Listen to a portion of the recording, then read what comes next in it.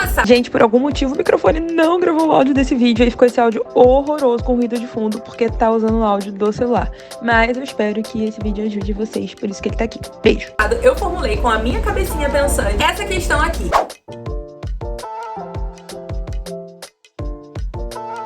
Fiz essa questão com esse poema e coloquei para os meus alunos fazerem no preparatório. E adivinha só, olha a questão que caiu no vestibular da UERJ.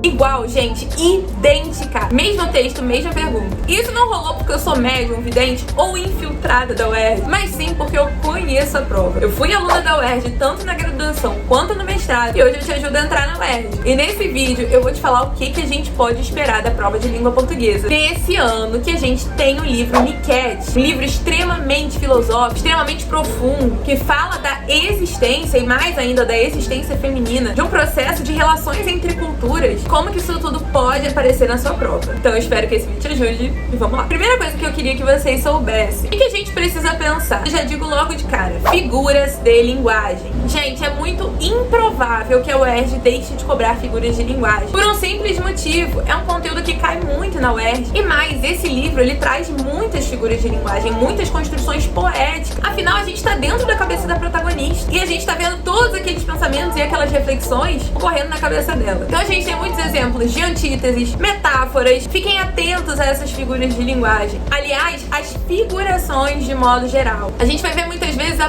personificação do espelho, como que essa personificação ocorre, como que esse espelho é personificado. A UERJ, ela nem sempre vai cobrar o nome das figuras de linguagem apenas. É sim um conteúdo que muitas vezes ela cobra, mas a UERJ pode cobrar também que você interprete essa figura de linguagem, que você interprete essa metáfora, que você olhe para aquela personificação e saiba como que ela foi construída. Ou seja, tem que estudar. Não é só decorar o nome das figuras de linguagem e ver aqueles exemplos que o seu professor te dá. Dá uma olhada no livro, já vai lendo o livro se você ainda não leu, pensando nisso, nessas figuras de linguagem. Tenha essa malícia. Eu falei disso em algum vídeo por aí, se eu lembrar vou deixar passando por aqui. Minha cabeça tá muito doida, gente. Já falei aqui no outro vídeo, né, que meu pai, ele estava no hospital. Meu pai já está em casa, só que ele tá num estado ainda bem complicado. Meu pai está paralisado, ele está em cima de uma cama e aí ele precisa de cuidados 24 horas. Mas eu tenho fé que ele vai voltar a andar, ele vai voltar a mexer o bracinho e a gente vai voltar aqui com dedicação exclusiva, eu e vocês assim, ó, juntinho. Mas tô falando isso porque vocês estão vendo que eu tô aqui desarrumada, jogada no chão. Essa é a minha vida agora, gente. Mas eu não posso deixar vocês na mão. E por não deixar vocês na mão é que eu dou a segunda dica, que é: estudem os elementos constitutivos da narrativa. Espaço, enredo, como que esses espaços se constroem, o tempo psicológico, os discursos indiretos. De novo, não estudem só quando isso aparece, mas como isso aparece também. Qual é o efeito de sentido que se produz quando isso aparece. Fica atenta a esses elementos. Gente, se isso tudo estiver muito abstrato pra vocês, se vocês quiserem que eu faça um vídeo, que eu crie questões, igual eu fiz com essa aí do começo, e resolva essas questões em vídeo com vocês, eu posso fazer isso, tá? Porque eu preparo alunos pra UERJ, então eu sempre produzo essas questões. É só vocês falarem pra mim. Então, se vocês quiserem que eu grave esse vídeo resolvendo as questões, me avisa. Bota aqui nos comentários que eu gravo pra vocês. Gente, terceiro ponto. Questões que envolvam semântica dos conectivos. Como assim semântica dos conectivos, Alana? Quando eu digo um mais, eu não preciso só saber que esse mais é uma conjunção adversativa. Eu preciso saber que muitas vezes ele vai negar tudo que eu disse antes. Outras vezes não. Outras vezes ele vai apenas fazer uma ressalva. Outras vezes não vai ser uma ressalva. Então, o que esse mais representa? Muitas vezes ele vai representar uma mudança do pensamento da personagem, uma mudança no turno discursivo, ou uma mudança ideológica. Então, gente, estudem semântica dos conectivos. Não fica bitolado gravando, tipo, oração coordenada, oração subordinada, mas entenda o funcionamento desses conectivos.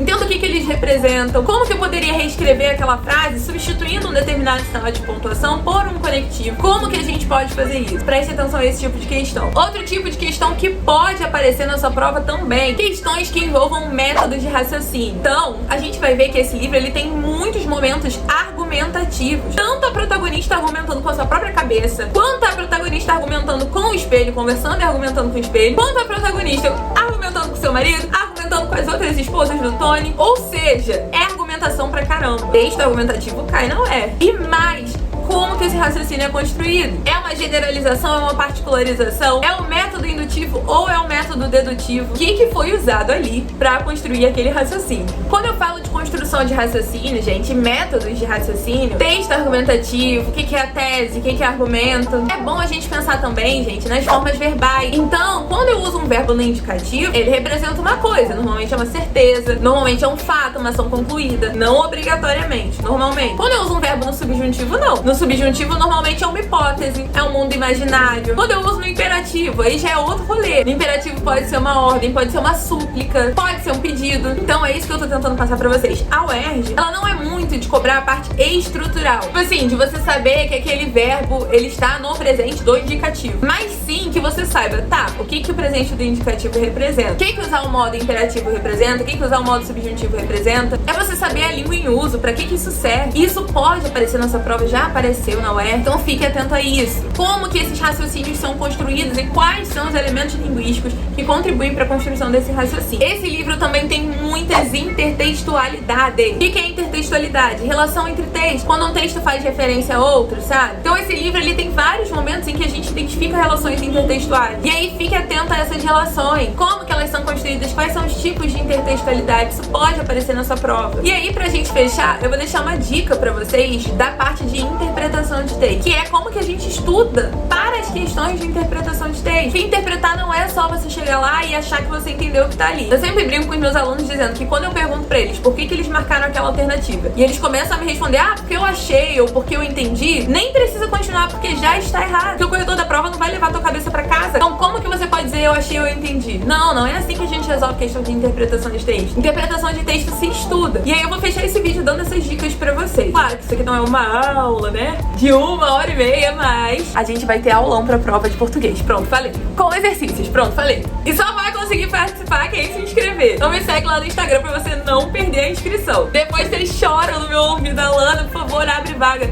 Gente, eu sou sozinha. Sozinha, eu não tenho como administrar uma turma com muitos alunos, não consigo. Então me segue lá no Instagram pra você não perder esse aulão. Mas, como que a gente faz pra interpretar questões? Existem 3 níveis, né, se a gente for reduzir. O nível das primeiras impressões, que é aquilo que mesmo que você não entenda muito bem o texto, você consegue identificar. Então você consegue identificar que é um texto narrativo, por exemplo, que tem personagens, você sabe quem é o protagonista, você sabe a temática geral ali da história, e é basicamente isso. Esse é o nível das primeiras impressões. Existem questões que você consegue resolver já com as primeiras impressões. Agora, existe também o nível macroestrutural, que é a relação entre parágrafos. Então, qual é a ideia central daquele parágrafo? Que ela muda de um parágrafo pro outro, como que essa ideia foi construída. E existe o nível microestrutural, que são os elementos linguísticos que contribuem para essa construção. Então é o que eu falei, a personagem mudou de ideia. E aí, na hora que a personagem muda de ideia, tem um mais, tem uma conjunção adversativa introduzindo esse parágrafo. Esse é o nível microestrutural.